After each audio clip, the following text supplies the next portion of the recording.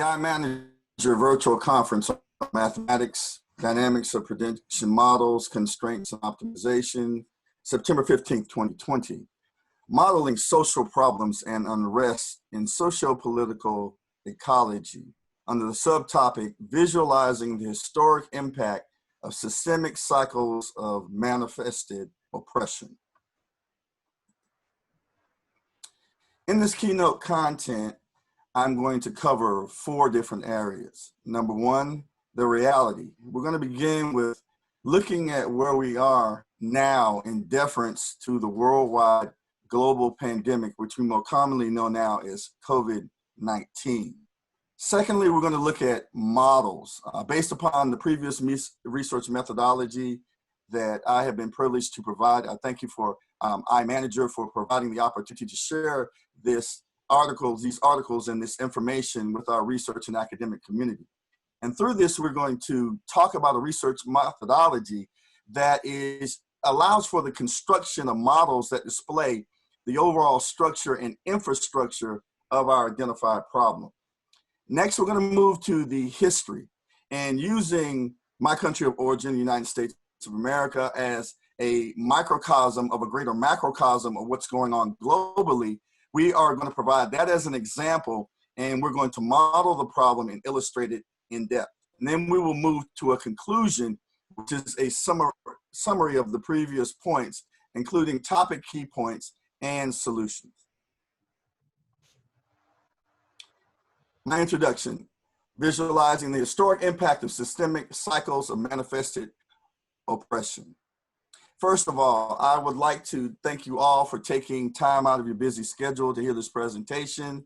The purpose of this keynote is to provide information under the universal title of Modeling Social Problems and Unrest, socio-political ecology, to address the current problems that we are facing as a global society. I bring you greetings from North Carolina Central University. It's the crack of the morning here. As you must or probably do know and have seen through much of what's going on, we have some interesting problems going with wildfires on our West Coast, with a global pandemic locking us down in various places where we've had to operate virtually. We're making decisions now within our schooling in terms of where we're going to go if we have to close more universities. So it's a very serious time here globally, but especially in the United States. But I thank you for taking the time out to hear this presentation. The reality. A simple query.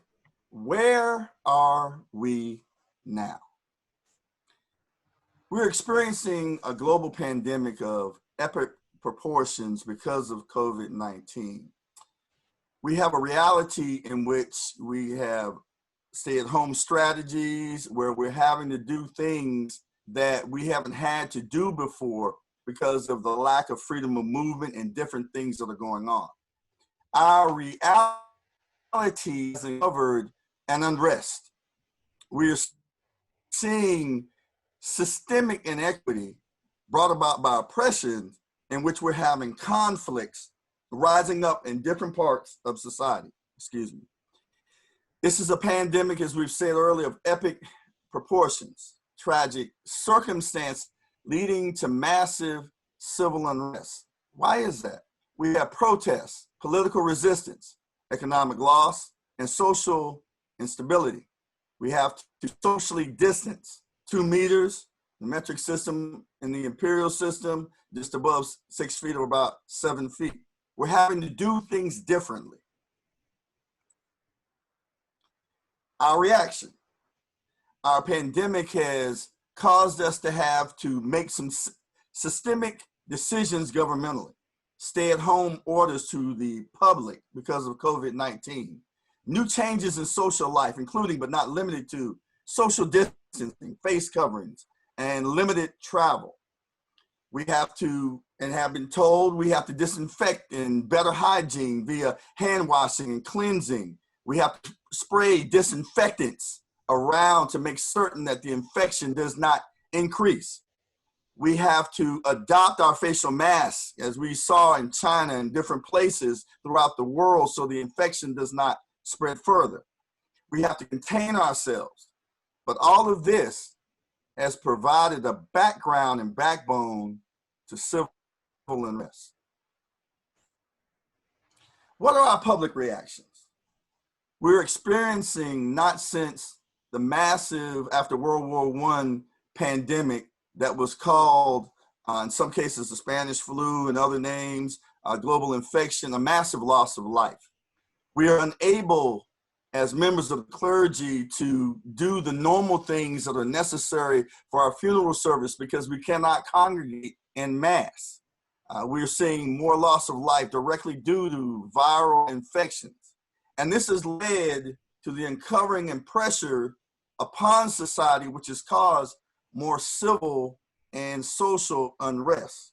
Encounters with the law enforcement has led to a loss of life, particularly if we observe very closely with people of color. In summary, there is a justifiable rising tide that has uncovered unjust inequities throughout society. The overriding outcome has been one of repeated tragedy, so much so that political reaction has led to direct confrontation globally with the resulting protests. When the irresistible force of massive social unrest meets with the immovable object of leadership resistance, the result is conflict. As physics states, when an irresistible object meets an immovable object meets with an irresistible force, boom, you have an explosion. And so it's now possible via research to express and visualize the historic impact of systemic cycles of manifested oppression. People do not protest without a reason. I'll say it again. People do not protest without a reason. COVID-19 has uncovered something. What's really going on? Why are people protesting? Particularly that look like us, particularly people of color. What is really going on? We found that COVID is far more than just a physical disease. It is a social disease as well as a psychosocial disease. It is mired in historic injustices and manifested in traumatic outcomes. COVID ramifications. We know about the physical, we see that, we've experienced that. But what about the social and psychosocial? How can we use our expertise in mathematical modeling to allow a representation of the social and psychosocial outcomes of COVID? Is there an expansive model? What are we really dealing with? Problem identification. Research allows for inquiry into the nature of the identified problem and its outcomes by an in-depth analysis of the past via a careful study of history. People are protesting for a reason. An investigation of history provides a detailed context and a logical rationale of why things are currently the way they are.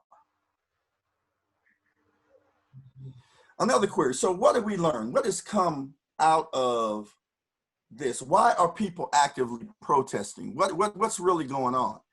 As we take a look at our globe, and we're looking in particular at microcosms here and there and everywhere throughout the world, what's really going on? What have we learned?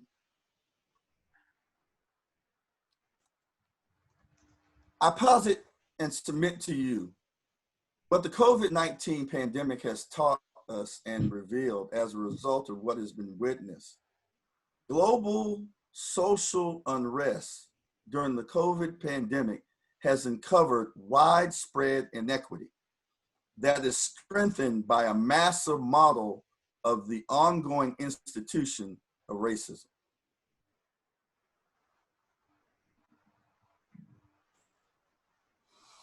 And so we've talked about where we are right now. We've talked about the reality. We all are experiencing that depending upon where we live.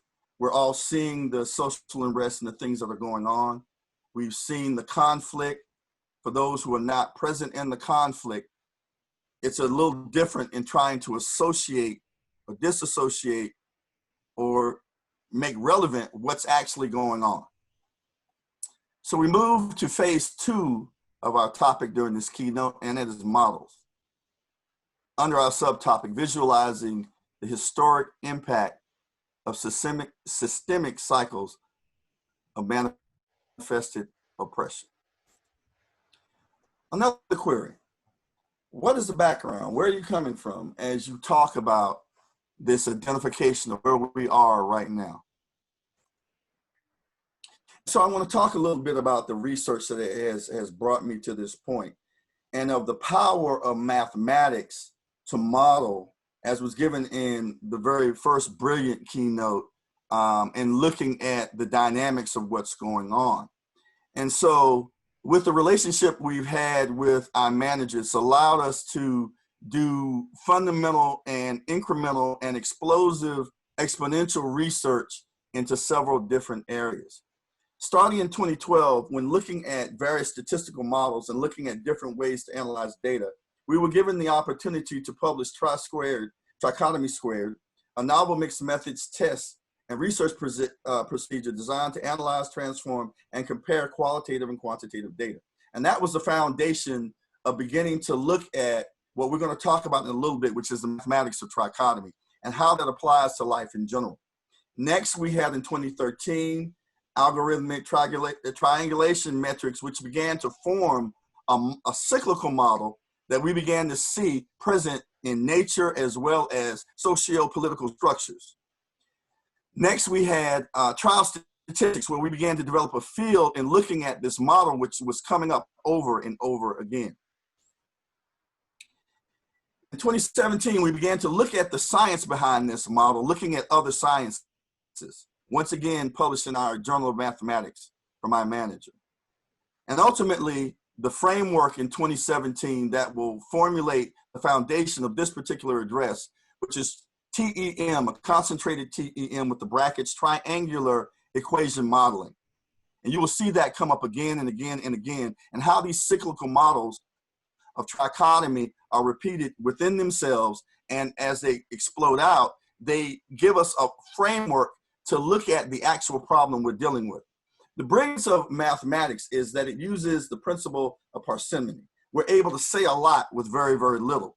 And in that a lot of what we're saying, it allows us, beyond those who are not mathematicians, to gather a better understanding of our approach and what we are saying in the most simplistic ways. That's the beauty of seeing patterns and the beauty of mathematics.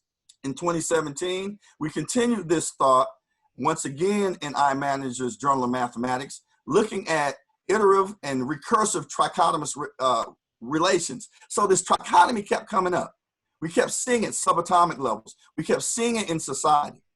In 2018, we began to look at it in terms of e-learning with trial engineering in the Journal of Mathematics, and ultimately to looking at instrumentations to study this in 2020.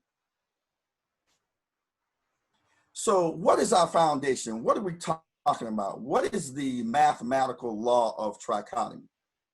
In terms of looking at mathematics, our early researchers began to see that we could expand a dichotomy. You know, of course, a dichotomy, positive, negative, black, white, hot, cold. They began to see the neutral. And this really expounded when Apostle began to work on his treatise on calculus, looking at early work of Leibniz and Newton, and putting all of this together.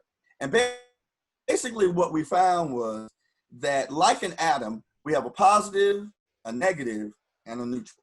So we have a general preposition or idea we posit.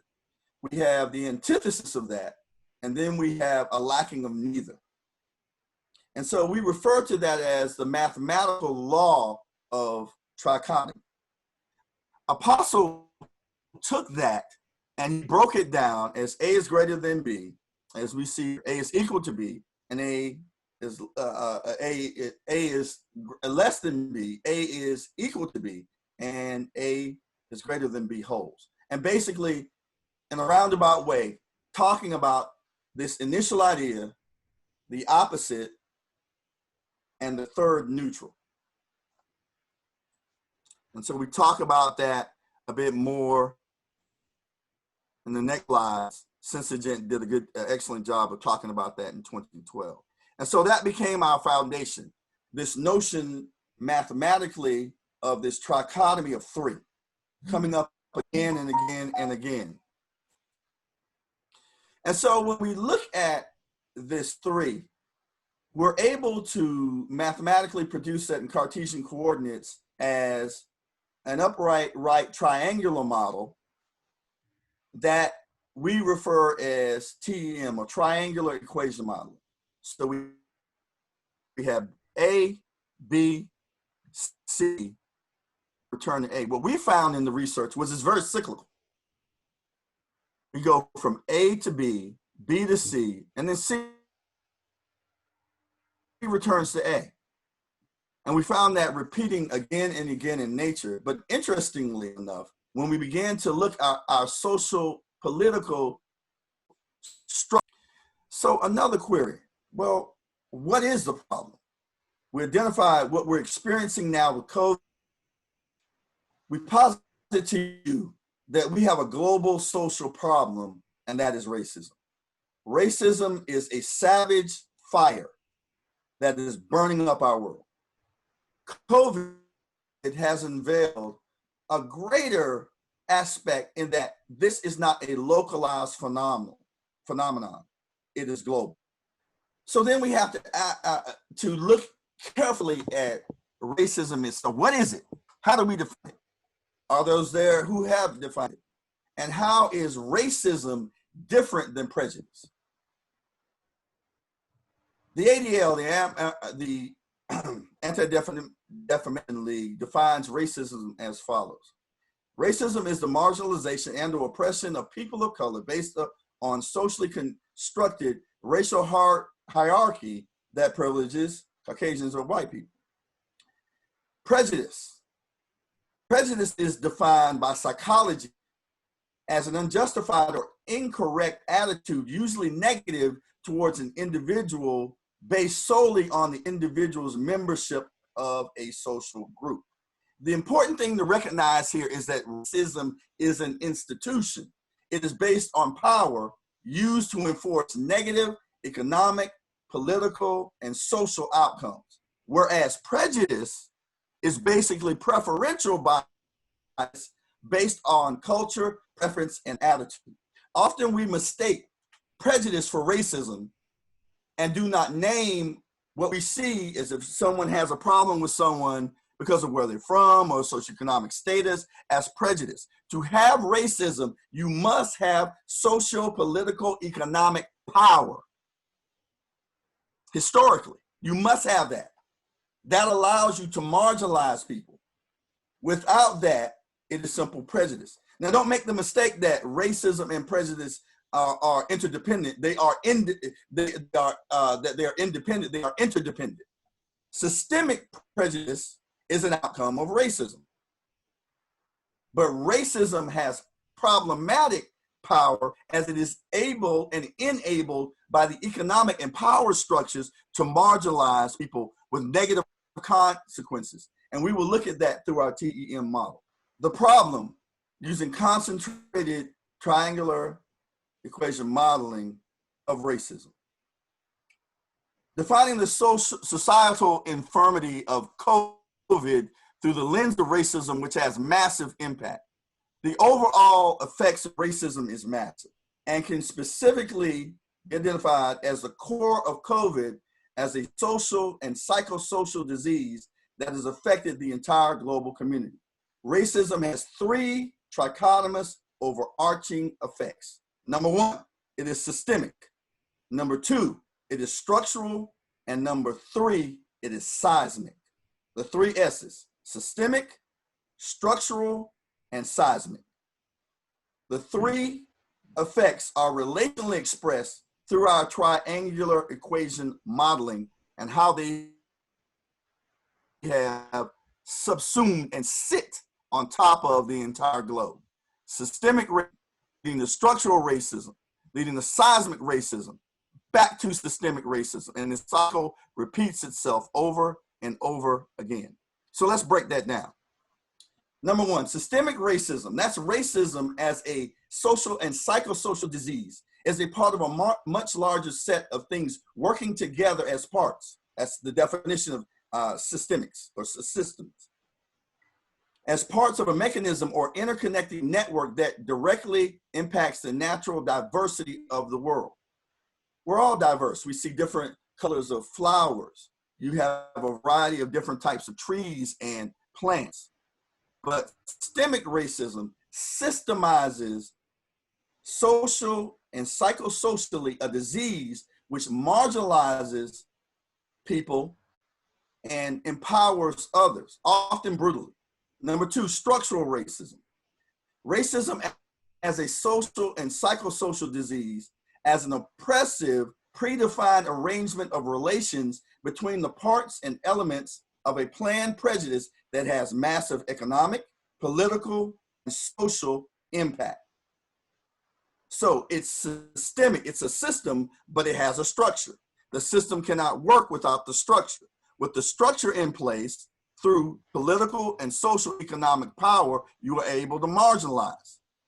Lastly, seismic racism, and this is most heinous.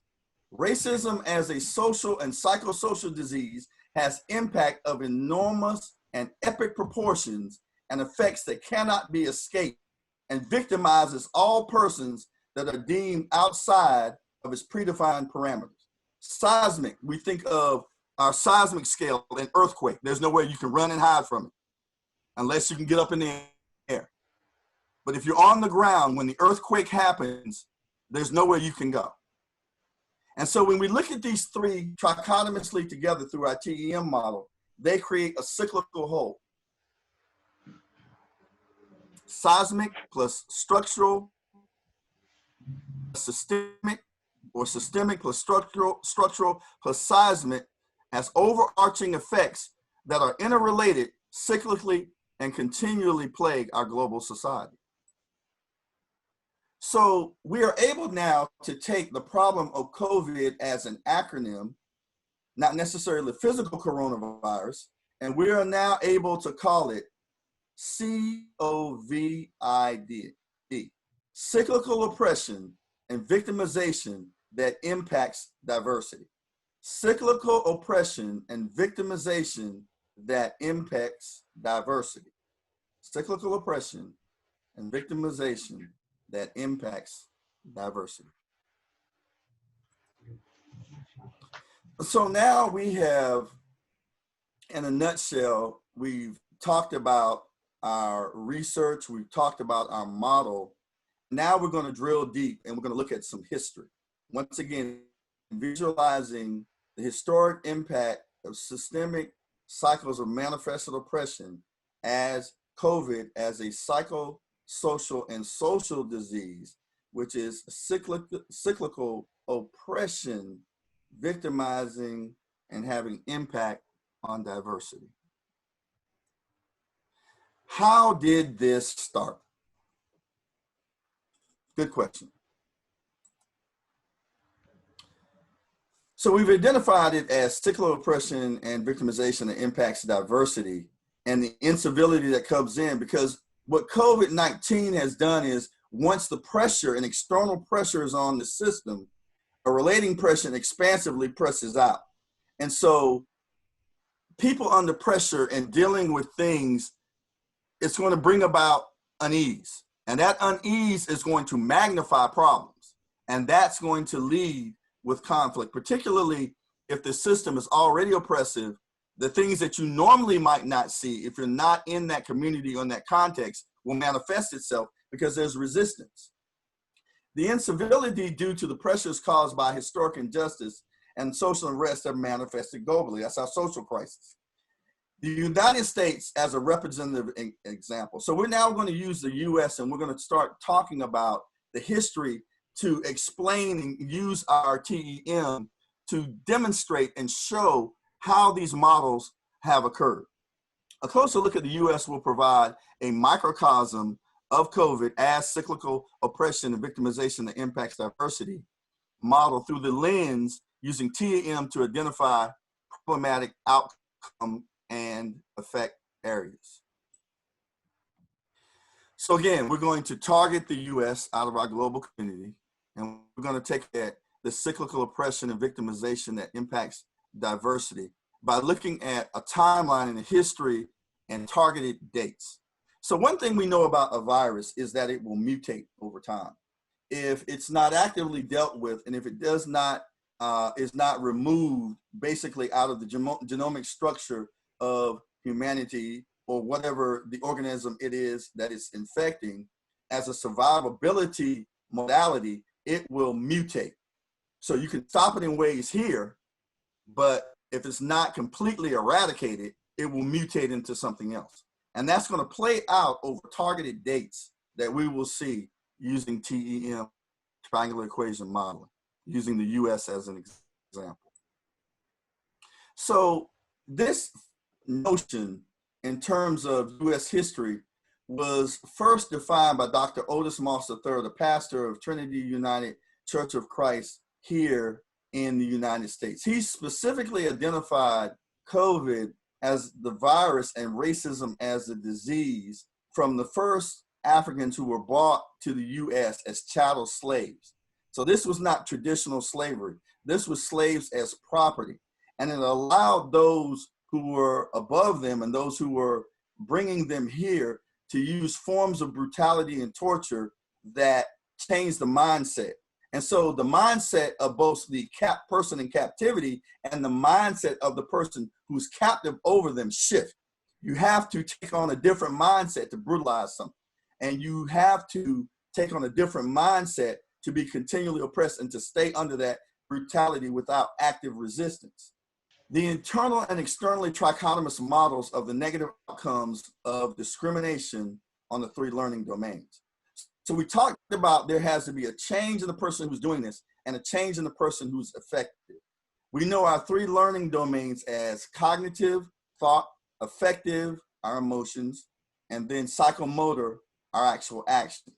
So in our head mentally, and our emotions and our feelings, our heart, and in our hands or our body, the things that we actually do.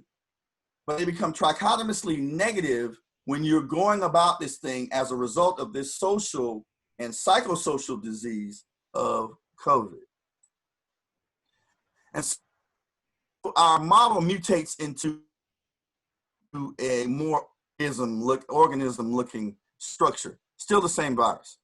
Our negative cognitive outcome or negative thoughts become prejudice. In our affective domain, in our heart, it becomes hatred. And then what we do in our actions becomes brutality. And this is overall discrimination under the disease of racism from the virus of COVID as a psychosocial and social disease, cyclically oppressing victimization of those who have diversity. So what does this look like in our TEM? We have our definition, which is cognitive, that's our domain. It is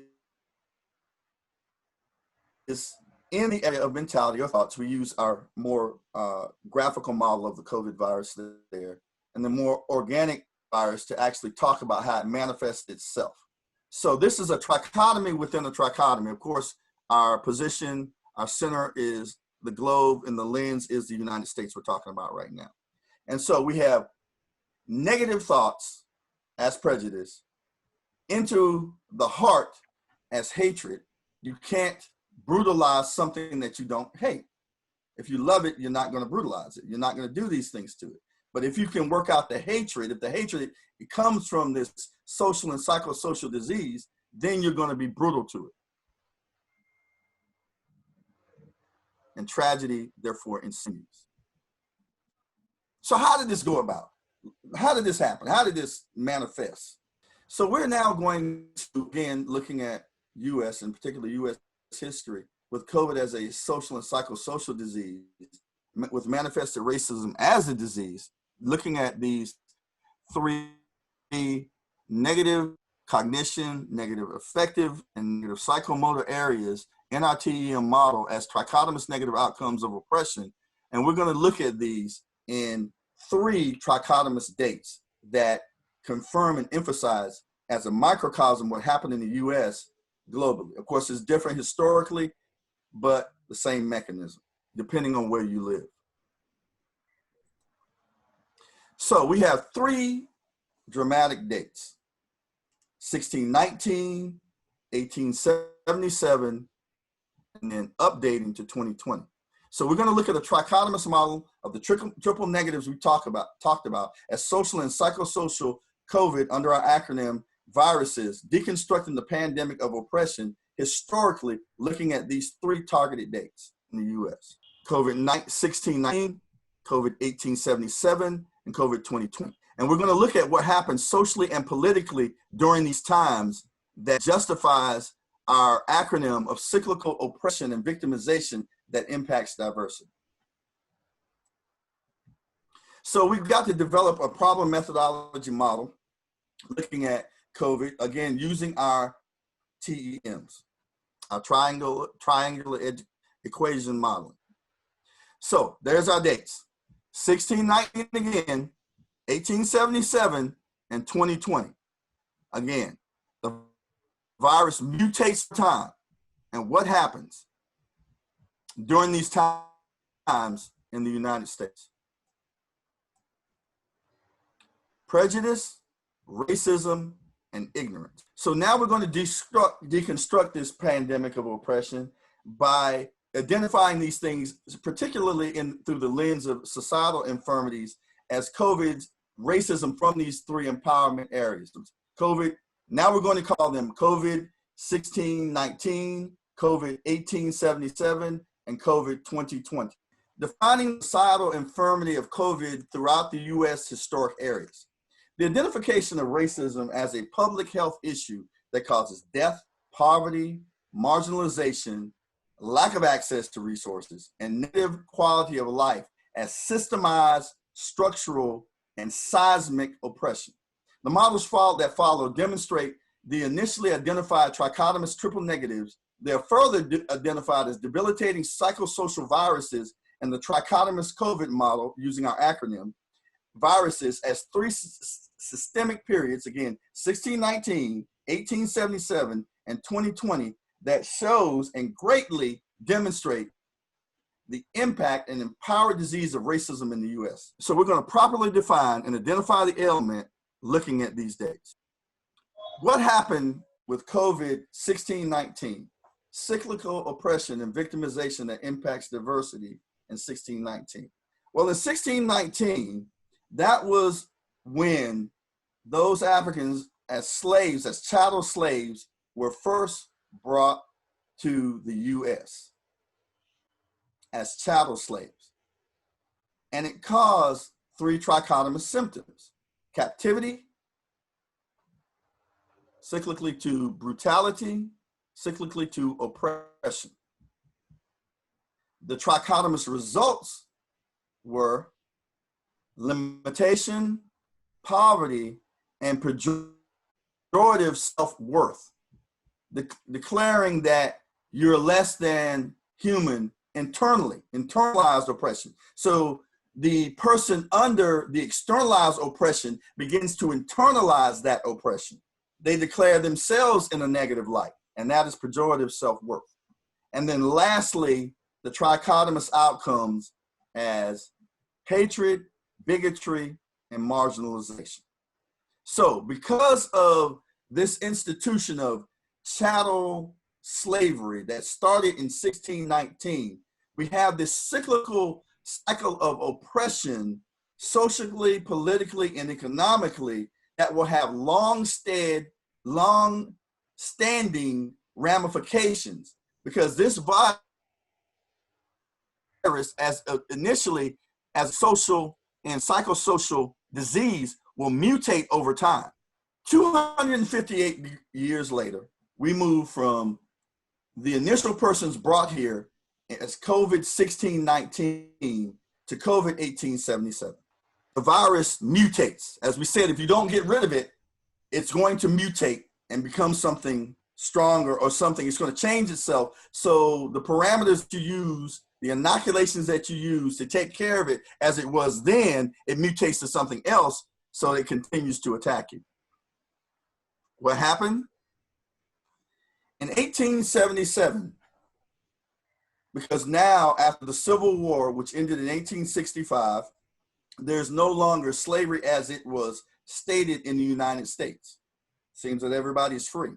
But the United States Supreme Court, that's our highest court in the land, enacted the heinous, what they called Jim Crow laws.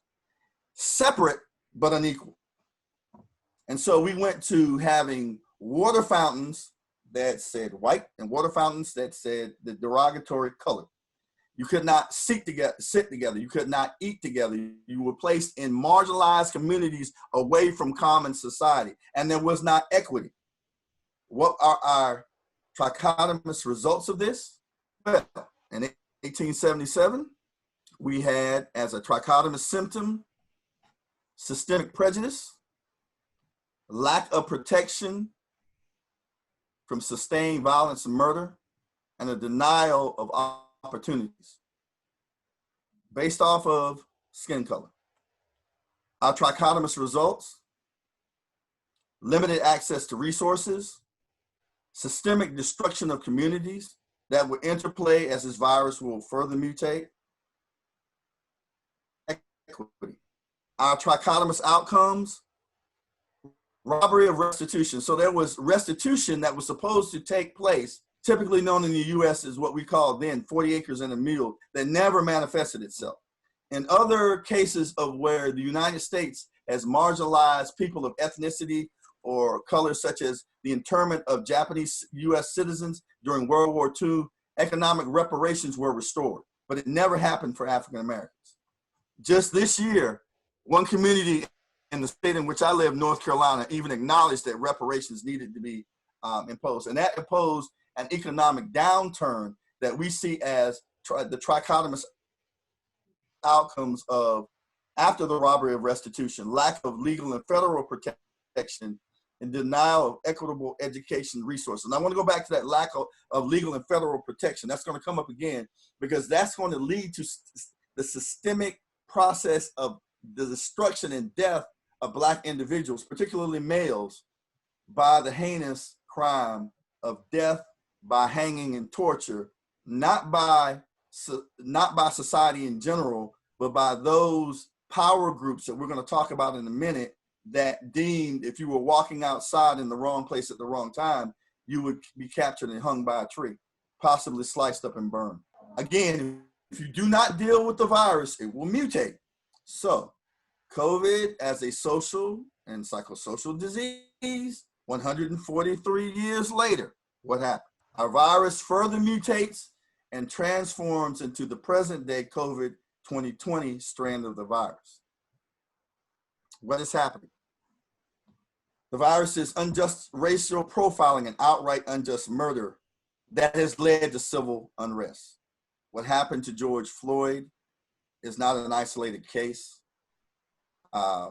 Even as a distinguished African-American professor, noted in academic communities, I can be pulled over, arrested. We had a case here where a world-famous historian, well-known, was that very well-known, I won't name the institution, but an Ivy League institution here in the US, and was pulled because it wasn't believed that he had the home he had on campus, gained national recognition. And so these are incidences, again, that continue this social and psychosocial oppression and victimization that impacts diversity. What are the symptoms? Racial profiling, unequal law enforcement, economic opportunity denial.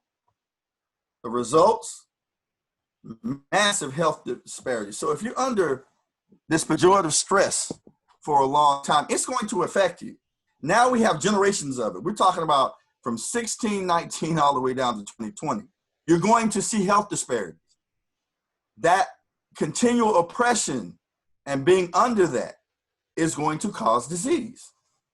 Lack of resources, minimal community quality of life. So you may have some individuals who may, in certain sectors, whether it's in entertainment or athletics or other things, may be able to, because of their economic status or their profile, may be able to get out of the community. But the community of it, in and of itself, as a whole continues to struggle. Why? Certain things are put in place that are trichotomous outcomes that don't allow the community to grow. You have the school to prison pipeline, very large area that we talk about here in the US. Ethnic stereotyping and unequitable aversion to opportunity. Now, we talked about this at the grassroots level, but what was going on from the leadership level? So in terms of United States political history as a microcosm of what goes on globally, that provides further evidence and confirms the social and psychosocial ramifications of COVID-1619, COVID-1877, and COVID-2020. Let's take a look at 5 United States presidents who, while in office, provided further evidence that confirms the social and psychosocial ramifications of COVID as a social and psychosocial disease. So in 2020, Stephen James and Eric Friedman wrote an article entitled, "U.S. Presidents Have a Long History of Condescension, Indifference, and Outright Racism Towards Black Americans." And they start off by stating this: Americans are not better informed about the role of presidential leadership. I highlight in bold, and lack of leadership on racial issues. They may have heard that 5 of the first 7 presidents owned slaves, and they know or think they do that Abraham Lincoln, quote unquote, freed the slaves. But even those tidbits of fact are incomplete. Several other presidents, including Ulysses S. Grant, yes, a Union general, and the one who ended the Civil War in 1865, owned slaves. And Lincoln, well known as he is, whose Emancipation Proclamation was more symbolic than practically effective, hated slavery, but never considered Black Americans equal to white Americans. An honest assessment of American presidential leadership on race reveals a handful of courageous actions, but an abundance of racist behavior, even by those remembered as equal rights supporters. Well, let's take a look. We have Rutherford Hayes, United States president from 1877 to 1881, claimed to be a friend of African Americans' rights. At his inauguration, he said a true self-government must be, quote unquote, a government which guards the interests of both races carefully and equally. That's what he said publicly. But he cut a shady deal to win the presidency in the 1876 election. In that deal, he agreed to withdraw federal troops from southern states where they had been protecting Black Americans from the Ku Klux Klan, the KKK, very well-known proactive organization dedicated to racism and white supremacist depredations. They're well known for lynching Black Americans. Over the next 2 decades, Southern whites drove virtually all Black American elected officials from office, often by fraud, sometimes at gunpoint, and about 1,500 Southern Black Americans were murdered via lynching. Another president, William McKinley, United States president from, 1897 to 1901, delivered an inaugural address extolling equal rights and declared lynchings must not be tolerated. However, he remained silent when in my state here in North Carolina, in Wilmington, North Carolina, staged an 1898 coup that ousted all Black elected officials and killed at least 60 Black Americans. His lack of response to those lynchings prompted a Black-owned newspaper to observe the Negroes, a derogatory term for African Americans at that time, of this country turned with impatience, disappointment, and disgust for Mr. McKinley's fence-straddling and shilly-shallying discussion of the lynch law. So as a community, we were trying to get rid of lynching and get protection for people. This was not a microcosm. What happened in Wilmington also happened in Gap Streets in Oklahoma. Literally, planes were bombed in that bombed that community, set fire to it, and killed those persons in that community. There was a famous film here called Smallwood. The same thing happened in Florida. So what happened after World War I is African Americans tended to, because we could not, and because of the Jim Crow laws, try to build their own sustainable communities. And as they began to thrive, the social economic oppression of COVID as racism and anger over the fact that they were thriving caused things like this. And from the highest levels in the land during this time period, these are the things that were going on. Theodore Roosevelt, well known, historical political figure for promoting US naval power. Theodore Roosevelt, president from 1901 to 1909, believed in white superiority while simultaneously advocating educational opportunity regardless of race. But in a letter to a friend, he honestly wrote.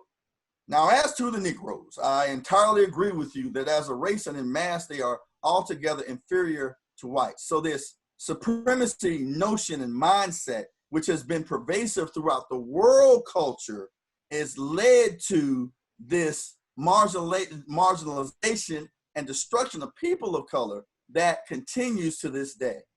Our fourth U.S. president example, Woodrow Wilson, president of the United States for 2 terms from 1913 to 1921, promised fair treatment for African Americans in his 1920 campaign. So you see there's a thread here. There's a promise of equality as they're approaching or trying to get in office. But once they're in, let's see what happens. But once elected, he defended his southern states cabinet. So he had cabinet members from these southern states that came through Jim Crow, and Jim Crow still existed at that time, who segregated workers in federal departments that hadn't been initially segregated, writing, it is as far as possible from being a movement against the Negroes, I sincerely believe it to be in their interest. In a testy White House exchange, Wilson chastised the then very well-known William Monroe Trotter, who was an African-American leader and who was looking for equitable treatment of African Americans and all people of color, and other Black American leaders asserting that segregation is not a humiliation but a benefit and ought to be so regarded by you gentlemen. If your organization goes out and tells colored people, another derogatory term for African Americans at that time, of the country that it is a humiliation, they will regard it. The only harm that will come will be if you cause them to think it is a humiliation.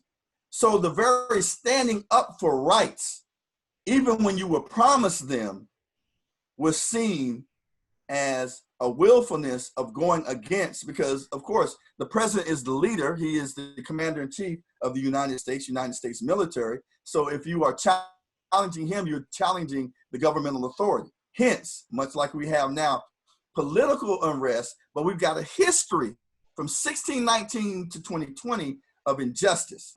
Our last example, well-known president from World War II in that time period, before Franklin Delano Roosevelt, FDR as he's more well-known, United States president for almost 3 terms from 1933 to 1945, was widely admired among African Americans.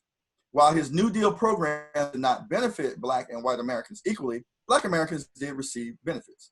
But FDR's actions were always guided by the need to again appease Southern segregationists in the South, because that was the stronghold, cotton production, where slavery was really a way of life, and Congress to pass his other agenda items. And his attitude can be condescending, as when he met Black leaders about integrating the military. He advised a gradual approach, particularly with the Navy.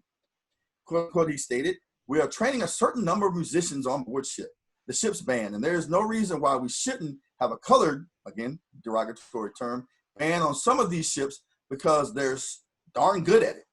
And so the ability to fight and defend the Constitution and defend your country and serve was relegated to nothing, because you were seen less than or as nothing by those who were in social and political economic power. So again, in summary, COVID as a social and psychosocial disease, exemplifying racism in the US as a microcosm of what's going on globally. We have to identify COVID and the COVID model as presented here in our TEM of prejudice, racism, and ignorance, as it presents a lack of equality, opportunity, resources, and the life of those who are marginalized minorities. And so what happens is people begin to resist that. Protest happens after people are tired, and generations change. What one generation tolerates, another generation resists, the final generation becomes incivil. And so a generation has raised up that was not under Jim Crow, that does know the history, but does not want to be up under that, that has grown up when they were young with equitable things with their Caucasian counterparts, and don't view that as necessarily a good thing when they get older. And so they resist. When the deaths happen and things because of the incivility of trying to maintain an older structure, which was not right in the first place, we begin to see the social unrest. Identifying once again the societal infirmity, viewing racism as a public health issue that causes death, poverty, and an overall marginalization that is broad in scope and narrow in its viewpoint. The models and examples that preceded this presentation clearly display the identified trichotomous triple negatives that were further defined as debilitating COVID, social, and psychosocial viruses. Our conclusion: visualizing the historic impact of systemic cycles of manifest oppression. What's next? Where do we go from here? We have looked at where we are now with COVID-19 as we're attempting to get vaccines and move forward. We have looked at a model mathematically that allows us to look carefully at causations and results and outcomes. So what do we do now? We looked at history and we looked at why we are here. What are we going to do about it?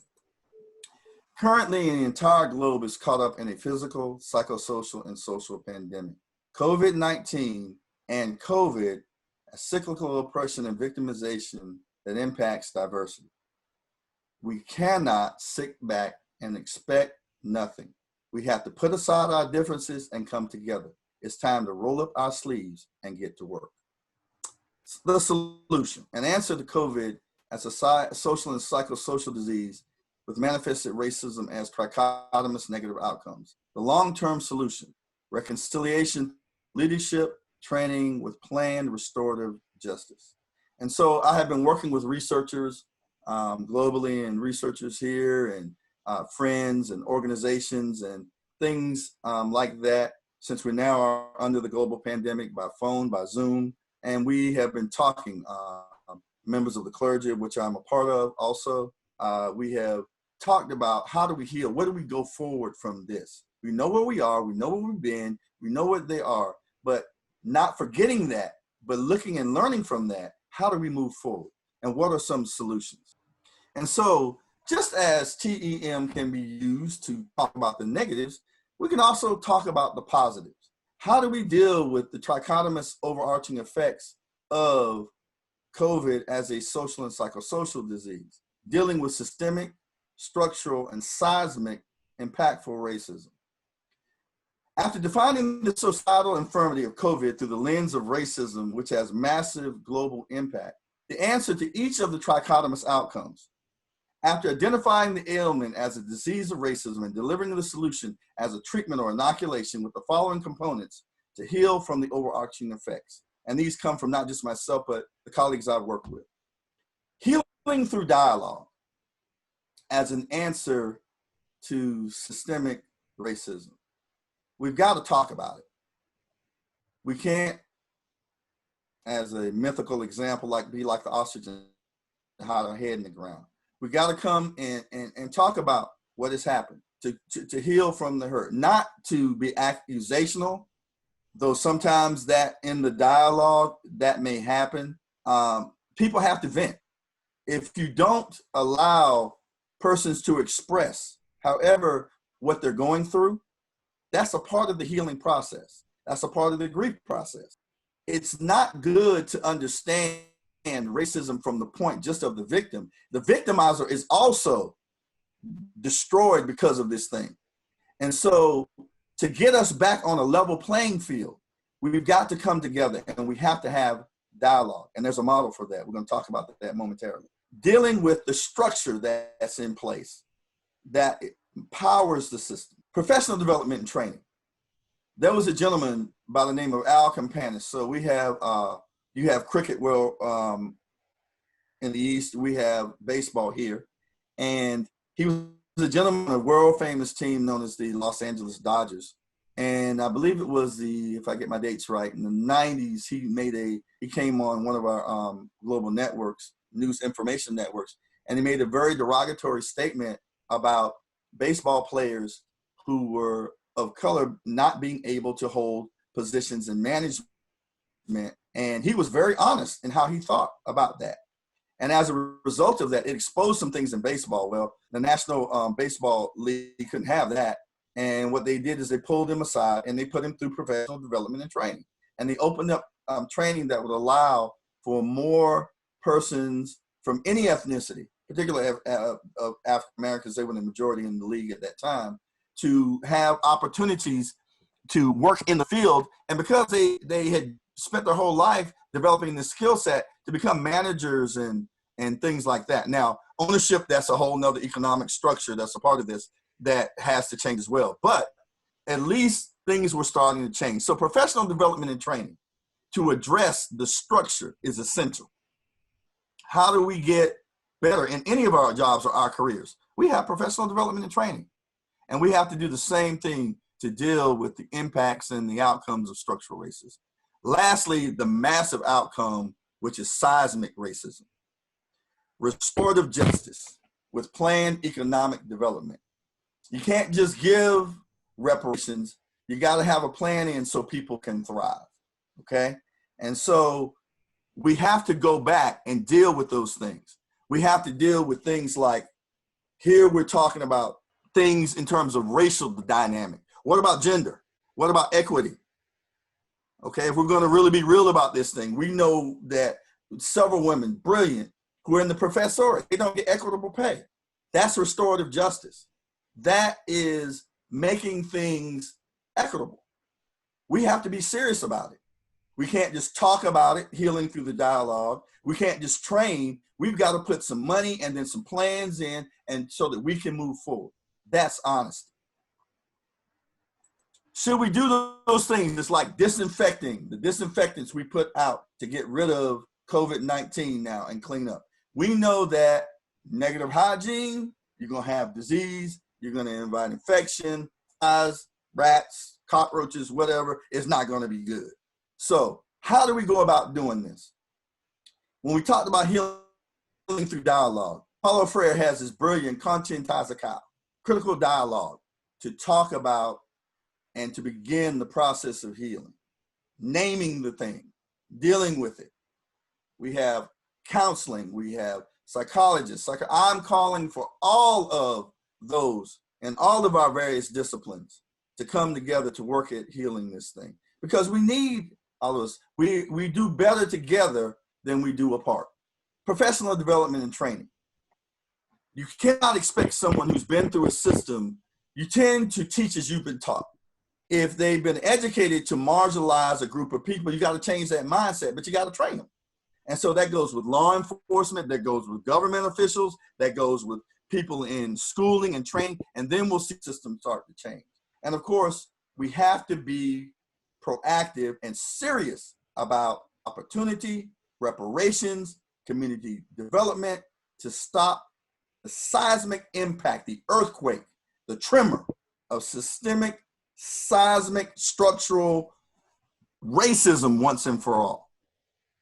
And then we increase our global awareness. We don't stop talking about it.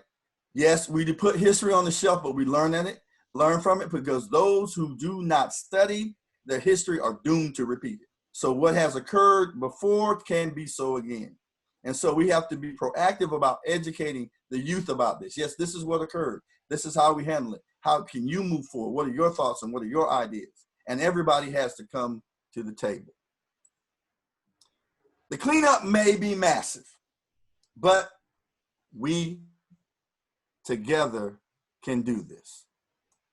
I thank you from the bottom of my heart for providing me the opportunity to share with you this presentation, visualizing the historic impact of systemic cycles of manifest oppression. Thank you, Dr. Osler.